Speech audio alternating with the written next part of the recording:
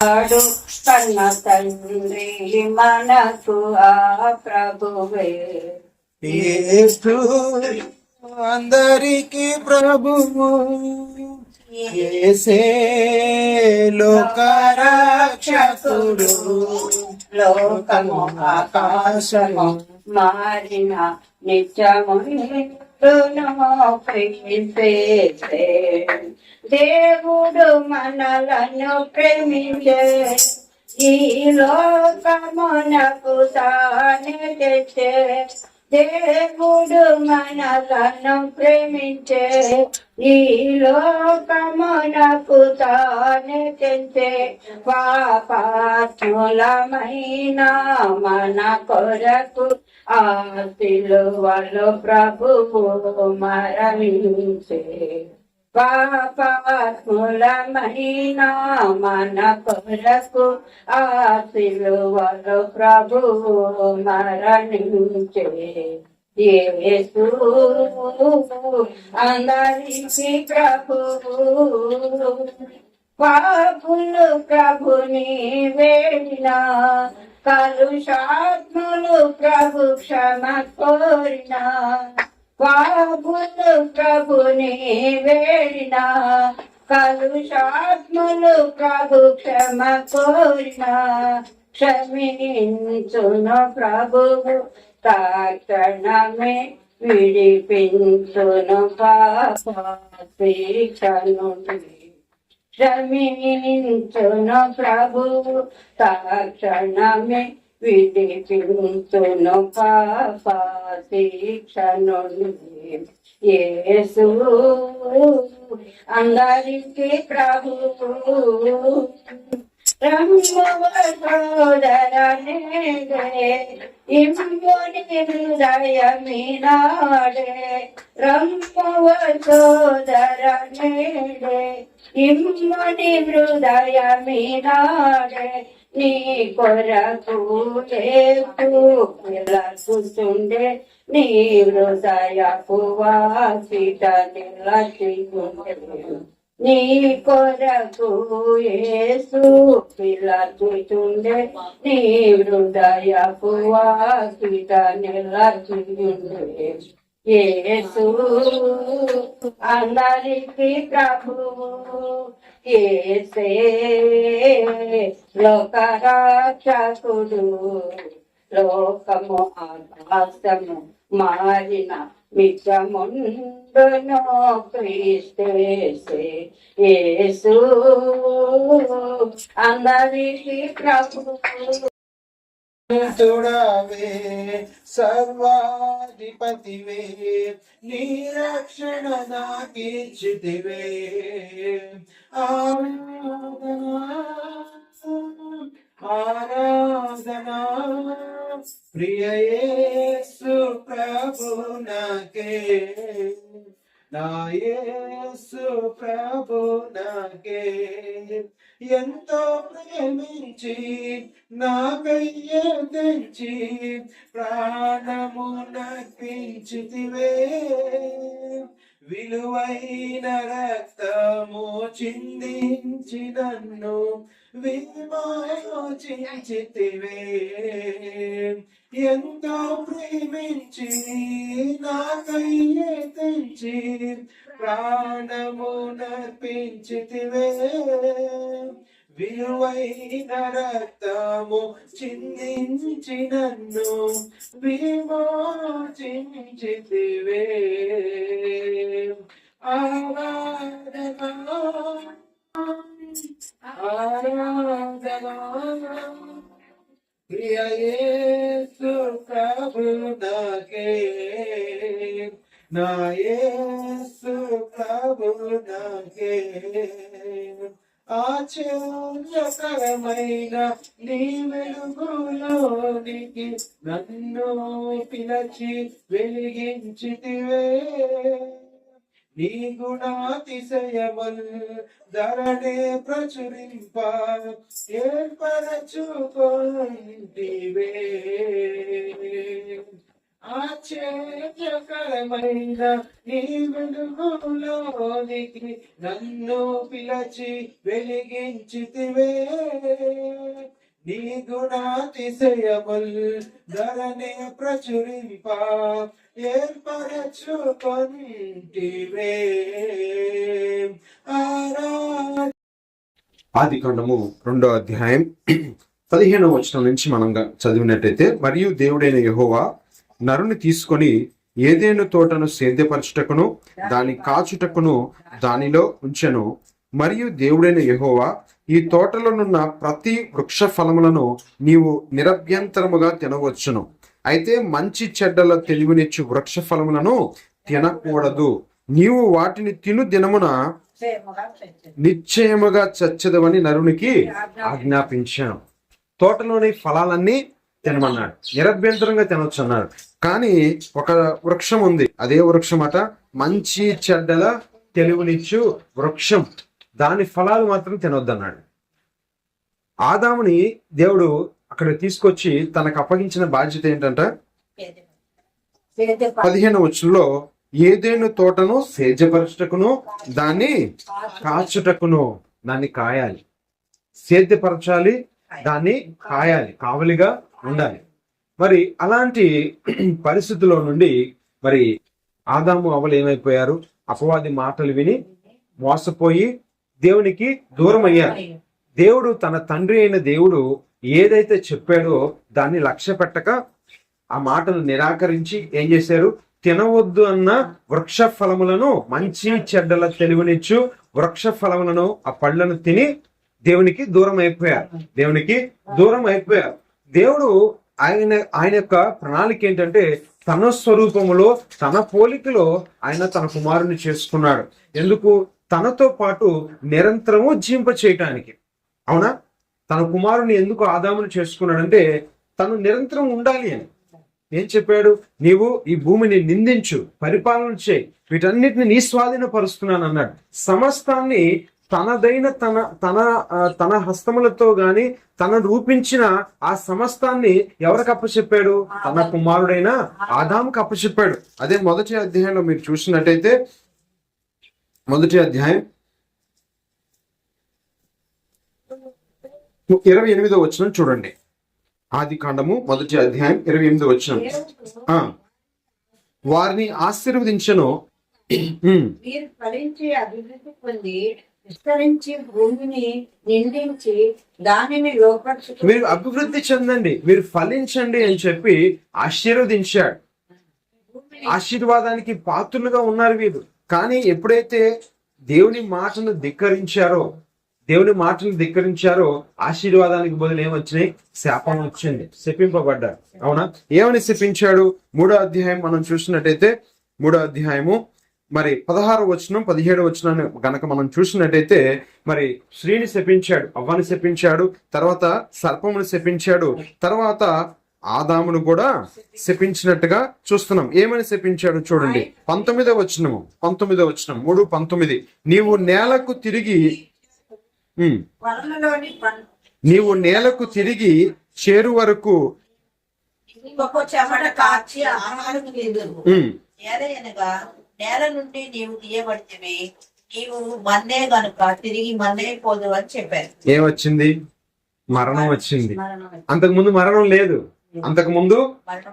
లేదు. నీవు అభివృద్ధి చెందు, నువ్వు ఫలించు అన్నాడు. కానీ ఎక్కడా కూడా మరణం యొక్క ప్రస్తావన లేదు. మరణం అనేది లేనిది వాడిగా తన కుమారుని చేసుకున్నాడు, అక్షయుడిగా చేసుకున్నాడు. అంటే ఇంకా అది ఎప్పటికీ మరణం గాని నశించుకోవటం అనేది ఉండేది కాదనమాట. అక్షయత నరుణ్ణి అంటే తన కుమారుని దేవుడు ఎలా చేసుకున్నాడు? అక్షయుడుగా చేసుకున్నాడు. ఎందుకంటే ఆయన కూడా అక్షయుడే. దేవునికి మరణం లేదు, ఆయనకు మరణం లేదు. ఆయన స్వరూపంలో ఆయన పోలికలో చేసుకున్న ఆయన కుమారుడైన నరునికి కూడా ఏం లేదు, మరణం లేదు. కానీ పండు తినిన తర్వాత వీళ్ళు ఏం తెచ్చుకున్నారు? మరణాన్ని కొని తెచ్చుకున్నారు. చాలా సార్లు మనం సమస్యలు కొని తెచ్చుకుంటాం. సమస్యలు ఏం చేస్తాం? కొని తెచ్చుకుంటాం. ఇక్కడ మరణం వచ్చింది, ఇంతకు ముందు మరణం అయితే లేదు. ఇప్పుడు పండు తిన్నాడు, ఆజ్ఞను అతిక్రమించాడు, ఆజ్ఞాతిక్రమమే పాపము, పాపం వలన వచ్చే జీతము మరణాన్ని తెచ్చుకున్నాడు. మరణిస్తావు అన్నాడు కానీ దేవుడు దానికి ఏం చెప్పలేదు, సొల్యూషన్ చెప్పలే. ఇంకా మరణం వచ్చింది కానీ మళ్ళీ తన కుమారుని బ్రతికించుకోవడానికి అవకాశం లేదు. మరణించాడంతే, నశించిపోతున్నారు. దేవుడు ఒక ఆజ్ఞని చెప్పాడు, నువ్వు ఈ పండు తిను దినమున నిశ్చయముగా చనిపోతావు, మరణిస్తావు. ఎడబాటు వచ్చేసింది. దేవునికి తన కుమారుడికి ఏమొచ్చింది? ఎడబాటు. అంటే మనుష్యుడు కొంతకాలం భూమి మీద జీవిస్తున్నాడు, పుడుతున్నాడు, జీవిస్తున్నాడు, మళ్ళీ ఎక్కడికి వెళ్ళిపోతున్నాడు? నీవు మన్నే గనక ఏలయనగా నేల నుండి నీవు తీయబడితివి, నీవు మన్నే గనక తిరిగి మన్నైపోతావు. అంటే కొంతకాలము జీవిస్తున్నాడు, ఆ తర్వాత ఏమైపోతున్నాడు? మరణిస్తున్నాడు. అంటే దేవునికి తన కుమారులకి ఏమొస్తుంది? కొంతకాలానికి ఎడబాటు వస్తుంది. దేవుడు మనల్ని ఎందుకు చేసుకున్నాడు? ఆదామును ఎందుకు చేసుకున్నాడు? నిరంతరము తనతో ఉండాలని చేసుకున్నాడు. ఆయన అక్షయుడు గనక ఆయన కుమారులమైన మనము కూడా అక్షయులుగా ఉండాలి. ఇంకా మన మీద మరణం లేదు, మనకు మరణం లేదు, కానీ పండు తిని మరణము తెచ్చుకున్నారు. మరి ఇది ఎలాగా? ఆయన ఉద్దేశము వేరు, కానీ ఆయన ఉద్దేశాన్ని ఎరగక మరి ఆదాం ఏం చేశాడు? పండు తిని మరణం తెచ్చుకున్నాడు. ఆయన ఉద్దేశం ఏంటి మీకు అర్థమవుతుందా? దేవుని యొక్క ఉద్దేశం ఏంటి? ఆయన తన కుమారుని చేసుకుంది ఆయనతో పాటు తరతరములు జీవింప చేయాలని. ఆయన మరణం లేనివాడుగా ఉన్నాడు, ఆయన కుమారుడు కూడా మరణం లేనివాడుగా ఉన్నాడు. కానీ ఇప్పుడు ఏమొచ్చేసింది? మరణం వచ్చేసింది. అలాగా ఆదాము మొదలుకొని తరతరాలు ఏమవుతున్నారు? మరణం ఏలుబడి చేస్తానే ఉంది, మరణము ఏలుబడి చేస్తానే ఉంది. అందుకనే చూడండి, కొరింథీయులకు రాసిన మొదటి పత్రిక అపోజిట్ పౌలు గారు కొరింథీయులకు రాసిన మొదటి పత్రిక 15వ అధ్యాయం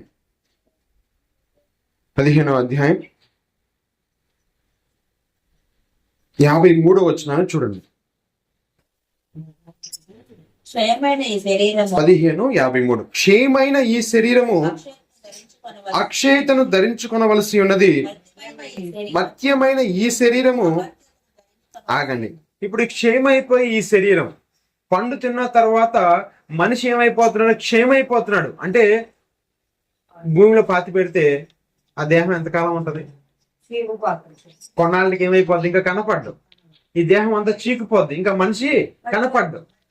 అంటే క్షయత అంటే క్షయమైపోద్ది, నశించిపోద్ది అని అర్థం. ఏమైంది? నశించిపోతుంది. అక్షయుడైన మనిషి పండు తినటం వల్ల ఏం తెచ్చుకున్నాడు? క్షయత తెచ్చుకున్నాడు. అమ్మా వినండి, అక్షయుడిగా ఉండవలసిన వాడు చేయబడినప్పుడు ఎలా ఉన్నాడు? అక్షయుడు. మరణం లేదు, ఇంకా నాశనం అనేది లేదు, నశించిపోవటం అనేది లేదు. కానీ పండు తిని ఏం తెచ్చుకున్నాడు? క్షయత తెచ్చుకున్నాడు. అంటే ఎప్పటికొకప్పుడు నశించిపోవాల్సిందే. పరిశుద్ధ గ్రంథంలో, చరిత్రలో, పరిశుద్ధ గ్రంథమే కాదు కానీ చరిత్రలో అత్యధిక కాలం బతికిన వాడు ఎవడు? మెతూషెల. 969 సంవత్సరాలు బతికాడు. ఎక్కువ కాలం బతికిన వాడు 969 సంవత్సరాలు మెతూషెల బతికాడు.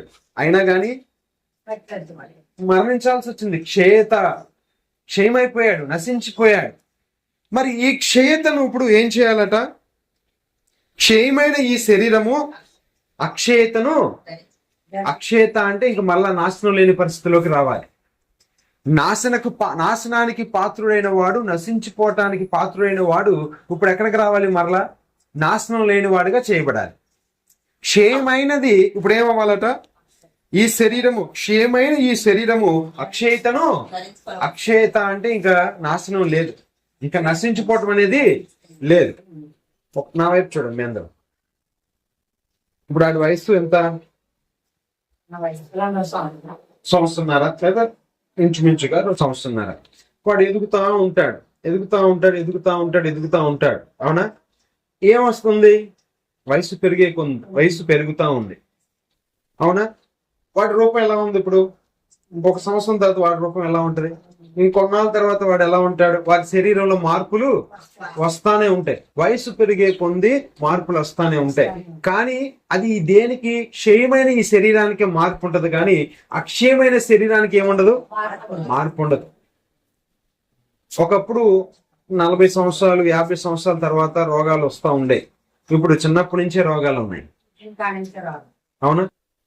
అంటే ఈ క్షయమైపోయే ఈ శరీరానికి మార్పులు ఉన్నాయి, కానీ అక్షయమైన శరీరానికి ఏముండదు, మార్పు ఉండదు. ఎప్పుడు చూసినా నిత్యపనంగానే ఉంటాం. ఇంకప్పుడు ఏ ఫెయిర్ అండ్ లవ్లీ రాయాల్సిన అవసరం లేదు, ఏ బ్యూటీ టానిక్లు తాగాల్సిన అవసరం లేదు, ఇంక ఏమి చేయాల్సిన.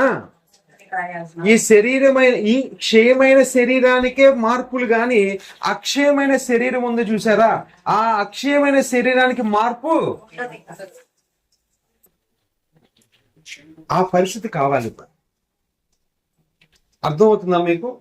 దేవుడు ఆదామును చేసుకున్నప్పుడు అక్షయుడు అంటే మార్పు ఉండదు. ఎన్ని సంవత్సరాలైనా మార్పు ఉండదు. మార్పులు ఏమి ఉండవు, శరీరంలో మార్పులు జరగవు. పండు తిన్న తర్వాత మార్పులు వచ్చినాయి. కానీ దేవుని ప్రణాళిక ఏంటంటే ఆయన స్వరూపంలో ఆయన పోలికలో చేసుకున్న మనం ఎలా ఉండాలి? అక్షయులుగా ఉండాలి, నాశనం లేని వారుగా ఉండాలి. మరి ఇప్పుడు ఆ ఆదాము వల్ల మనం దేనికి లోనయ్యాం? మరణానికి లోనయ్యాం. ఈ శరీరం ఏమైపోతుంది? క్షేమైపోతుంది. కొన్నాళ్ళకి క్షేమైపోతుంది. ఈ క్షేమయ్యే ఈ శరీరము ఏం సంతరించుకోవాలంట? అక్షయతను. అక్షయత అంటే ఇంకా మరణం ఉండదు, ఇంకా మార్పులు ఉండవు. ఇప్పుడు ఎలా ఉన్నానో అప్పుడు అలాగే ఉంటాం. మోషే గారంట చూడండి, ద్వితీయోపదేశ కాండము ఆఖరి అధ్యాయం, ద్వితీయోపదేశ కాండము ఆఖరి అధ్యాయం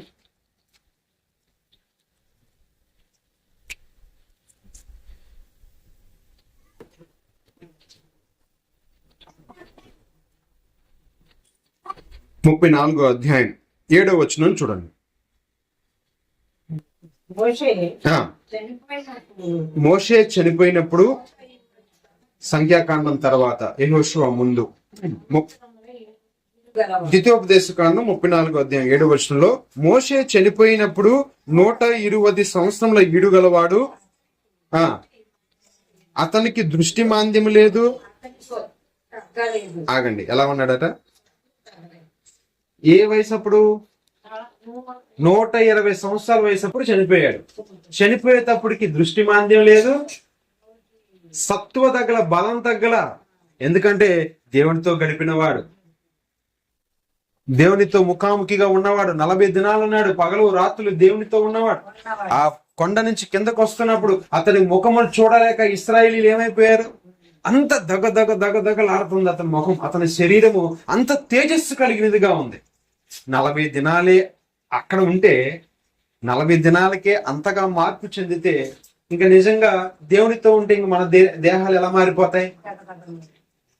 ఆ పరిస్థితి రావాలి. ఇప్పుడు ఈ క్షేమైపోయే ఈ శరీరము దేవుని చిత్తం ఏంటంటే, మా వినండి జాగ్రత్తగా, ఈ క్షేమైపోయే ఈ శరీరం అంటే ఈ మార్పులకు లోనయ్యే ఈ దేహము మారి మారి మారి ఇప్పుడు నేను ఇలా ఉన్నాను, కొన్నాళ్ళకి ఏమైంది? నా శరీరం అంతా ముడతలు పడిపోతుంది. ఈ దేహంలో మార్పులు వచ్చేస్తూ ఉంటాయి. మార్పులు వచ్చి ఎక్కడికి వెళ్తాం? నాశనంలోకి వెళ్ళిపోతాం. దేవుని చిత్తం ఏంటంటే, దేవుని ఇష్టం ఏంటంటే, ఆయన కుమారులమైన మనము అంటే ఈ దేహము అక్షయంగా ఉండాలి. అంటే మరణం ఇంకా ఉండకూడదు, ఆయనతో పాటు మనం ఉండాలని ఆయన చిత్తము. అంటే ఇప్పుడు మనం ఏ స్థితిలో ఉన్నాం? ఈ శరీరం ఎలా ఉంది? ఈ శరీరం ఎలా ఉంది? క్షేమయ్యే శరీరంగా ఉంది. ఈ దేహం ఎలాంటి పరిస్థితిలో ఉంది? అంటే ఏదో ఒక దినాన్న నశించిపోవాలి, మట్టిలో కలిసిపోవాలి. కానీ దేవుని చిత్తం ఏంటంటే, ఈ క్షేమయ్యే శరీరము దేన్ని ధరించాలి? ఇప్పుడు అక్షయతను. అంటే ఇంకా ఈ దేహానికి మరణం ఉండకూడదు. నువ్వు పుట్టినప్పుడు ఎలా ఉన్నావో, అప్పుడు ఎలా ఉన్నావో ఎప్పుడు కూడా అలాగే ఉండాలని దేవుని ఆశ. మరి ఇది ఎలా మార్చబడుతుంది? ఈ క్షేమైపోయే శరీరము అక్షయతను ధరించుకోవాలంటే ఏం చేయాలి? ఎందుకు ఈ దేహము క్షేమైపోయే పరిస్థితికి వచ్చింది? పండు తినబట్టి, పాపము చేసిన కారణమును బట్టి. మనం పాపం చేసిన కారణం చేత ఈ శరీరం ఏమవుతుంది? క్షేమైపోతుంది, మరణానికి లోనవుతున్నాం. కాబట్టి మొదట ఈ దేహము క్షేతను విడిచి అక్షేతను ధరించాలంటే మొదట ఏం చేయబడాలి? పాపాన్ని చంపాలి. పాపాన్ని చంపాలి. మనం విడిచిపెట్టలేం. మనకు ఆ శక్తి లేదు. మనకు ఆ శక్తి లేదు. దినమునకు 7 మార్లు దేవునితో ఉండేవాడు. 7 సార్లు దేవుని సన్నిధికి వెళ్ళేవాడు. దేవునితో గడిపిన ఎంతో అనుభవం ఉంది దావీదు. అలాంటి దావీదు కూడా ఏమైపోయాడు? పాపంలో. పాపానికి ఉన్న బలం అలాంటిది. వింటున్నారా? పాపానికి ఉన్న బలం ఏంటంటే ఎంత గొప్పవాడైనా సరే పాపంలో. సంసోను సింహాన్ని చీల్చాడు, అవునా? కానీ ఎక్కడ పడ్డాడు? బలవంతుడైన వాడు ఎలాంటి వాడినైనా, పాపానికి ఉన్న గొప్ప బలం ఏంటంటే ఎలాంటి వాడినైనా ఎక్కడ పడేయగల శక్తి ఉంది? పాపంలో పడేయగలిగే శక్తి ఉంది. కాబట్టి ఈ క్షయమైన ఈ శరీరాన్ని అక్షయమైన శరీరంగా మార్చాలంటే పాపాన్ని చంపాలి. మరి ఆ పాపాన్ని చంపడం మన వల్ల అవుతుందా? ఒకళ్ళు అనుకున్నాడంట, అసలు ఈ రోజు తాగకూడదు, అసలు అటువైపు చూడకూడదు అని చెప్పి అసలు ఆ దారి వెళ్ళిపోయాడంట. పొద్దున్నే అలవాటైన ప్రాణం ఏమైంది? పొద్దున్నుంచి అలా బెగపట్టుకొని సాయంత్రానికి వెళ్ళిపోయాడంట అక్కడ తాగటానికి. పాపం మీద మనం ఏం చేయలేం. ఎలుబడి. పాపం మన మీద ఎలుబడి చేస్తుంది. పాపాన్ని జయించలేని శక్తి మన దగ్గర లేదు. పాపాన్ని జయించగలిగిన శక్తి మన దగ్గర లేదు. సంసోను అంతటి వాడే బలవంతుడే ఏమైపోయాడు? బానిస అయిపోయాడు. పాపమునకు బానిస అయిపోయాడు. దావీదు మహా యుద్ధాలు చేసినవాడు, గొప్ప యుద్ధాలు చేసినవాడు. శత్రువు దావీదును చూస్తే శత్రువు గడగడ. అలాంటి వాడు దావీదు కూడా పాపంలో పడిపోయాడు. పాపానికి ఉన్న బలం ఏంటంటే మరణం. మరణానికి ఉన్న బలం పాపం. కాబట్టి ఈ మరణాన్ని చంపాలి. మరణాన్ని చంపాలంటే మన వల్ల కాదు. కానీ మరణాన్ని చంపటానికే యేసు ప్రభు ఈ లోకానికి వచ్చాడు. పాపం లేనివాడుగా స్త్రీ గర్భమందు పుట్టి పాపాన్ని చంపాడు. అదే మనం చూస్తాం కొరింథీయులకు రాసిన మొదటి పత్రిక 15వ అధ్యాయంలో 55వ వచనం చూడండి. 54వ వచనం.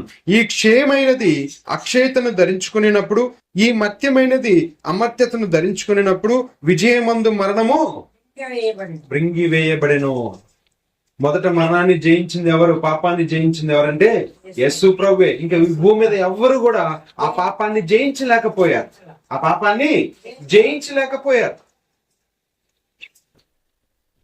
మోషే గారు, మీకు అర్థం అవడం కోసం ఈ మాట చెప్తున్నాను.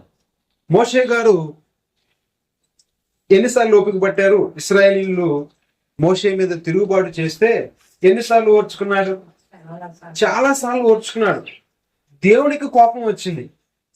ఇశ్రాయేలీయులు సనిగి గొనుగుతా ఉంటుంటే ఎవరికి కోపం వచ్చింది?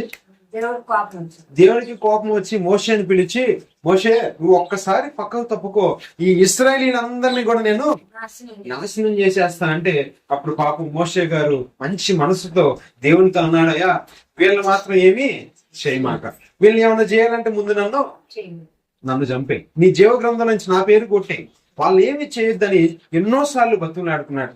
అన్ని సార్లు బతుకులాడుకున్న మోషే గారికి కూడా ఏమొచ్చింది? అన్ని సార్లు బతుకులాడుకున్నా కోపం వచ్చింది. చాలా సాత్వికుడు అయినా మోషే గారు కూడా పాపంలో పడిపోయాడు. సొలొమోను గారు ఎంతో జ్ఞానం, అలాంటిది సొలొమోను కూడా పాపంలో పడిపోయాడు. ఈ లోకంలో జ్ఞానులు అవ్వచ్చు, ధనవంతులు అవ్వచ్చు, ఐశ్వర్యవంతులు అవ్వచ్చు, రాజులు అవ్వచ్చు, ఎవరైనా కానీ పాపంలో పడిన పరిస్థితే. పాపాన్ని జయించిన వాడు ఎవడు లేడు. మనము పాపాన్ని జయించలేక పాపానికి దాసనం అయిపోతూ పాపం చేత ఏలుబడి చేయబడుతున్నామని చెప్పి ఆ పరిశుద్ధుడే, ఆ దేవాది దేవుడే మళ్ళీ ఏం ధరించుకొని వచ్చాడు? కుమారుడిగా ఈ లోకానికి వచ్చి పాపాన్ని ఏం చేశాడు? జయించాడు. మరణాన్ని జయించాడు. అందుకే రాయబడుతున్న ఈ మాట, ఈ క్షయమైనది అక్షయతను ధరించుకునేటప్పుడు, ఈ మర్త్యమైనది అమర్త్యతను ధరించుకునేటప్పుడు విజయమందు మరణము మృంగివేయబడెను. 57వ వచనం చూడండి. 1 కొరింథీ 15:57. అయినను మన ప్రభు అయిన యేసుక్రీస్తు మూలముగా మనకు జయము అనుగ్రహించుచున్న దేవునికి స్తోత్రము. ఎవరి మూలంగా జయం కలిగింది మనకి? మనం అందరం జయించలేక చచ్చిపడి కూర్చున్నాం అక్కడ. నేను చాలాసార్లు అనుకుంటా కోప్పడకూడదని. 9 సార్లు అనుకుంటాం, 10సారి ఈ 9 సార్లు అనుకున్న కోపం అంతా 10సారి కూడా వచ్చేస్తుంది. ఉగ్ర రూపం వచ్చేస్తుంది ఇంకా కదా. ఎవరు జయించలేము. ఎందుకంటే మన బలహీనతది, పాపాన్ని జయించలేని బలహీనులం మనం. అందుకని ఆయన బలవంతుడిగా వచ్చాడు. అందుకనే యెషయా గ్రంథం 9 మనం చూస్తాం. ఆయన ఎవరట? బలవంతుడైన దేవుడు. ఏ బలవంతుడు? పాపాన్ని జయించిన బలవంతుడు ఆయన. అందుకే ఆయన పేరు బలవంతుడు, ఆశ్చర్యకరుడు, ఆలోచనకర్త, నిత్యుడగు తండ్రి. ఆయన బలవంతుడు. ఏ విషయంలో బలవంతుడు అంటే పాపాన్ని జయించగలిగిన బలవంతుడు. మనందరం జయించలేక చచ్చిపడి ఉన్నాం పాపంలో. ఆయన స్త్రీ గర్భమందు పుట్టి ఆ పాపాన్ని జయించాడు, బలవంతుడు. అందుకే అంటున్నాడు, అయినను మన ప్రభు అయిన యేసుక్రీస్తు మూలముగా మనకు జయము అనుగ్రహించుచున్న దేవునికి స్తోత్రము కలుగునుగాక. దేన్ని జయించాడు? బలవంతుడైన యేసు ప్రభు వారు పాపాన్ని జయించాడు, మరణాన్ని జయించాడు. ఆయన జయించడం ద్వారా మనకు కూడా ఏం కలిగింది? జయం కలిగింది. పాపం మీద, మరణం మీద మనం కూడా జయాన్ని పొందుకున్నాం. ఆయన 3వ దినాన ఏ విధంగా తిరిగి లేచాడో, ఇప్పుడు ఆయన శరీరం కూడా ఎలాంటి శరీరం? క్షయమైపోయే శరీరమే. ఇప్పుడు ఆయన మరణాన్ని జయించి, పాపాన్ని జయించి తిరిగి 3వ దినాన లేచాడు. ఇప్పుడు ఆయన అక్షయుడుగా లేపబడ్డాడు. అపొస్తలుల కార్యం 1వ అధ్యాయం తర్వాత చూడండి, ఇప్పుడు చూడొద్దు కానీ, ఇదిగో అక్కడ ఆయన ఆకాశంలో కొనుపోబడుచుండగా, ఒక మేఘంలో కొనుపోబడుచున్నాడు. అవునా? అక్షయుడుగా కొనుపోబడుచున్నాడు. తోమాతో అంటాడు, తోమా నమ్మలేదు. ఆయన తిరిగి లేచాడంటే తోమా నమ్మలేదు. అప్పుడు ప్రభు ఉన్నాడు, నా గాయాల్లో నువ్వు వేలు పెట్టి. ఆయన దేహంతో లేపబడ్డాడు. ఆయన దేహంతో లేపబడ్డాడు. అంటే ఇంతకు ముందు ఆయన ఏ శరీరం ధరించుకున్నాడు? క్షయమైన శరీరం. ఇప్పుడు ఏ శరీరం? అక్షయమైన శరీరం. మనం కూడా ఆ క్షయమైన దేహంలో నుంచి ఇప్పుడు ఎక్కడికి మార్చబడాలి? అక్షయమైన, నశించిపోయే శరీరం ఇప్పుడు మనది. రేపు ఎలా మార్చబడతాం? ఇంకా నాశనం లేని శరీరంలోకి మార్చబడతాం. ఇది జరగాలంటే పాపాన్ని జయించిన యేసయ్యనే మనం నమ్మాలి. ఆయన రక్తంలో కడగబడాలి. ఈ నశించిపోయే శరీరము నాశనం లేని శరీరంగా మార్చబడాలంటే మొదట ఎవరు? ఆయన ద్వారానే మనకి జయము కలిగింది. కాబట్టి ఆయన రక్తంలో మనం కడగబడి, మన పాపములను ఒప్పుకొని ఆయన రక్తంలో కడగబడితేనే అప్పుడు రేపు ఏం చేయబడతాం? ఆ అక్షయమైన శరీరాన్ని మనం ధరించుకుంటాం. అందుకే ప్రభువారు చెప్పారు, చూడండి, ముగిస్తాం. యోహాను సువార్త 5వ అధ్యాయం 24వ వచనాన్ని చూడండి. యోహాను సువార్త 5:24. నా మాట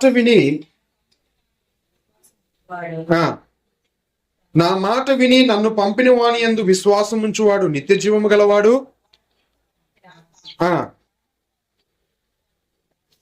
ఎవరైతే యేసు ప్రభు మాట వింటారో వాడు ఎక్కడి నుంచి ఎక్కడికి వెళ్ళిపోతాడట? మరణములో నుండి జీవంలోకి వెళ్ళిపోతాడు. ఇంకా మరణం ఉండదు. క్షయమైన తన దేహం ఎక్కడికి మార్చబడిద్ది? అక్షయమైనదిగా మార్చబడుతుంది. ప్రభు మాట వినాలి. ఆయన ఏమన్నాడు? నేను దేవుని కుమారుని అన్నాడు. అది నమ్మాలి. ఆయన ఎవరు కుమారుడు? దేవుని కుమారుడు. మెస్సయ్యగా వచ్చాడు ఈ లోకానికి. రేపు క్రీస్తుగా రాబోతున్నాడు. ఆయన దేవుని కుమారుడిని మనం విశ్వసిస్తే, ఒకటి ఆయన మాట వినాలి. రెండోది ఏం చేయాలి? 6:47 చూడండి. అదే యోహాను సువార్త 6వ అధ్యాయం 47వ వచనం.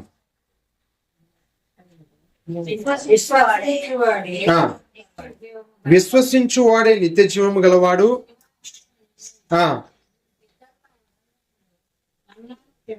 తినినను చనిపోయేది దీనిని తినువాడు చావకుమినట్లు పరలోకం నుండి వచ్చిన ఆహారం.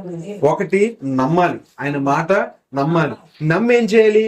ఆ జీవాహారమైన ఆయన దేహాన్ని మనం భుజించాలి. అదే అన్నాడు, జీవాహారము నేనే, విశ్వసించువాడే నిత్య జీవము గలవాడు. ఎవరైతే ఆయన ఎందుకు విశ్వాసం ఉంచుతాడో వారికి ఇంకేం లేదు, మరణము లేదు. ఒకవేళ భూలోకంలో కొన్నేళ్ళకి మనం చనిపోయినా మళ్ళీ యేసు ప్రభు వచ్చి మనల్ని ఏం చేస్తాడు? తిరిగి లేపుతాడు. మృతులు ఆయన శబ్దము విను గడియ వచ్చుచున్నది అంటాడు. మృతులు ఆయన శబ్దము విను గడియ వస్తుంది. రేపు మధ్యాకాశంలో బోర ఓదబడుతుంది. ఆయన యందు విశ్వాసం ఉంచి మరణించిన మనం ఏం చేయబడతాం? లేపబడతాం.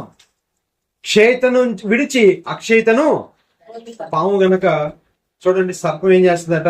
ప్రతి కొంతకాలానికి తన చర్మాన్ని విడుస్తా ఉంటది. అలాగే రేపు యేసు ప్రభు వారు మధ్యాకాశానికి వచ్చినప్పుడు బోర ఓదబడుతుంది. అప్పుడు క్షయమైన ఈ దేహము ఏం చేయబడుతుందట? అక్షయంగా లేపబడుతుంది. ఇంకా మరణం ఉండదు. ఇది ఎప్పుడు? యేసు ప్రభునందు విశ్వాసం ఉంచాలి. ఆయన దేవుని కుమారుడని, ఆయన మన పాపముల కొరకు మరణించి తిరిగి లేచాడని, మన పాపములకు ఆయనే ప్రాయశ్చిత్తం చేశాడని మనం నమ్మితే ఆయనతో పాటు యుగ యుగాలు జీవిస్తాం. ఒకటి విశ్వసించాలి, రెండోది ఏం చేయాలట? ఆయన ఇచ్చే ఆహారాన్ని మనం భుజించాలి. ఆయన నీ కొరకు, నా కొరకు, మనందరి కొరకు తన రక్తాన్ని చిందించాడు. పరిశుద్ధమైన రక్తాన్ని చిందించాడు. తన దేహం నలగొట్టబడింది, ఆయన శరీరము నలగొట్టబడింది. విశ్వసించువాడే నిత్య జీవము గలవాడు. జీవాహారము నేనే. మీ పితరులు అరణ్యములో మన్నాను తిన్నను చనిపోయిరి, దీనిని తినివాడు చావకుండానట్లు ఆగండి. పరలోకం నుండి దిగి వచ్చిన జీవాహారమును నేనే. ఎవడైనాను ఈ ఆహారము భుజించితే వాడు ఎల్లప్పుడూ ఇక మరణం అంటే క్షయమైపోయే ఈ దేహము ఇప్పుడు ఇది తినటం వల్ల ఏమైపోతాం? అక్షయతను. యేసు ప్రభు యొక్క దేహాన్ని, ఆయన శరీర మాంసములను, రొట్టె ద్రాక్ష రసాన్ని మనం తీసుకుంటూ వల్ల మనం ఏం చేయబడతాం? అక్షయులుగా మార్చబడతాం. ఇక మరణం మన మీద, అపవాదికి గాని, మరణానికి గాని, పాపానికి గాని మన మీద ఏలుబడి లేదు. పరలోకం నుండి దిగి వచ్చిన జీవాహారమును నేనే. ఎవడైనాను ఈ ఆహారము భుజించితే వాడు ఎల్లప్పుడూ జీవిస్తారు. ఇక వాడికి ఏమి ఉండదు? మరణం ఉండదు. యుగ యుగాలు దేవునితో ఉంటాం. ఒకవేళ ఈ భూమిలో మనం చనిపోవచ్చు కొంతకాలానికి. చనిపోయినా రేపు ప్రభు మనల్ని తిరిగి లేపుతాడు. మనం ఆయనతో పాటు వెళ్ళిపోతాము. ఆయనతో పాటు యుగ యుగాలు ఏలుబడి చేస్తాం. క్రొత్త ఆకాశము, క్రొత్త భూమి, ఇదంతా మనం ఏలుబడి చేస్తాం. రాజాది రాజుకు రాజు కుమారులం అయిపోతాం మనం. కాబట్టి ఒకటి, ఆయన యందు విశ్వాసం ఉంచాలి. రెండోది, ఆయన శరీర మాంసములను మనము భుజించాలి. 6:35 చూడండి, ముగిస్తున్నాం. యోహాను సువార్త 6వ అధ్యాయం 35వ వచనం.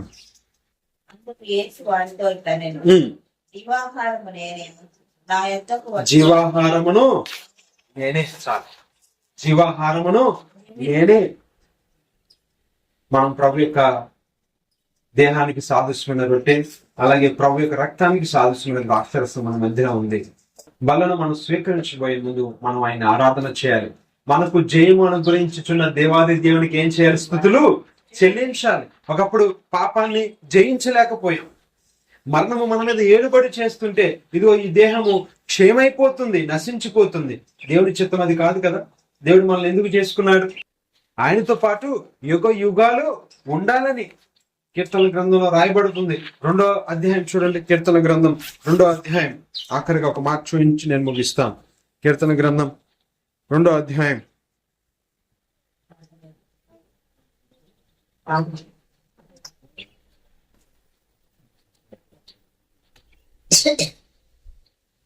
కీర్తన గ్రంథము 2వ అధ్యాయం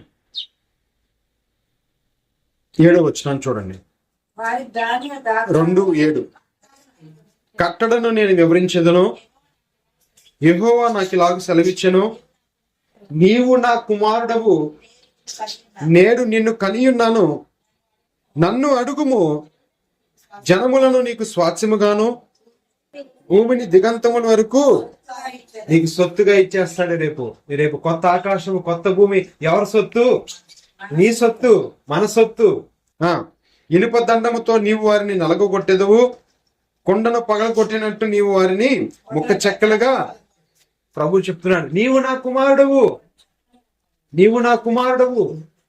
ఆయన శరీర మాంసములు భుజించడం ద్వారా, యేసు ప్రభు శిలువలో ప్రాణం త్యాగం చేయడం ద్వారా మన పాపం క్షమింపబడింది. ఇప్పుడు ఆయనకి మనం ఏమై ఉన్నాం? కుమారులము కుమార్తెలు అయ్యా ఉన్నాం. పోగొట్టుకున్నదంతా ఆదాం పోగొట్టుకున్నాడు. ఏదైనా తోటలో ఏం పోగొట్టుకున్నాడు? హక్కును పోగొట్టుకున్నాడు. కుమారుడుగా ఉండవలసిన వాడు హక్కును పోగొట్టుకున్నాడు. మరలా యేసు ప్రభు ద్వారా మనం ఏమై ఉన్నాం తెలుసా? దత్తపుత్రులం అయ్యాం. కుమారత్వం పోయింది ఎప్పుడో, ఇప్పుడు మనం దత్తపుత్రులం అయ్యాం. మళ్ళీ యేసు ప్రభు ద్వారా ఆయన సిలువలో చిందించిన రక్తము ద్వారా ఆ పాపాన్ని అంతా కడిగి మళ్ళీ ఏం చేసుకున్నాడంటే కుమారులుగా స్వీకరించాడు. ఇప్పుడు దత్తపుత్రులం. కుమారత్వం ఎప్పుడో పోయింది, ఎందుకంటే పాపం యేసు తండ్రికి కుమారునికి ఎడబాటు వచ్చేసింది. తరివేశాడు. నువ్వు ఏదైనా తోటలో ఉండదు, వెళ్ళిపోవు అన్నాడు. తరివేశాడు. కుమారుడు కాదనేశాడు. మరలా యేసు ప్రభువే గనక భూమి మీదకి రాకుండా ఉండుంటే, ఆయన మరణించి తన ప్రాణం పెట్టకుండా ఉంటే, ఆయన రక్తం చిందించకపోతే మనం హక్కుదారులం కాం, శత్రువులుగానే ఉండిపోయేవాళ్ళం. మన పాపంగానే మనం చనిపోయి శిక్షకు గురయ్యేవాళ్ళం, నిత్య నరకాగ్నికి పాత్రలమయ్యేవాళ్ళం. యేసు ప్రభుని మనం ఆరాధన చేయాలి, ఆయనకి మన స్తుతులు చెల్లించాలి. ఎందుకంటే మనల్ని నిత్య నరకాగ్ని నుండి ఎక్కడి నుంచి తప్పించాడు? నిత్య నరకాగ్ని నుండి, మరణంలో నుండి జీవంలోనికి మనల్ని ఆయన దాటించాడు. ఆ మరణం నుండి తప్పించిన యేసయ్యకి మనం కృతజ్ఞతాస్తుతులు చెల్లిద్దాం, ఆరాధన చేద్దాం. దేవుడి కొద్ది మాటలు మన ఇంట్లో దీవించును గాక. ఆమేన్. ఆరాధన చేద్దాం.